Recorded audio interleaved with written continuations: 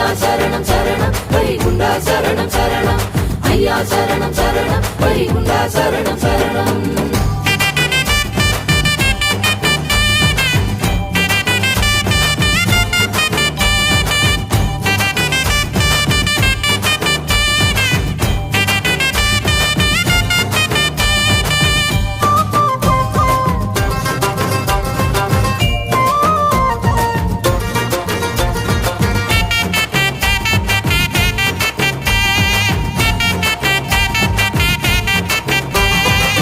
சாமி தோப்பு போறவரே சந்தோஷமா போவதென்ன காரணத்தை சொன்னா தானே நானும் கூட வருவேனே.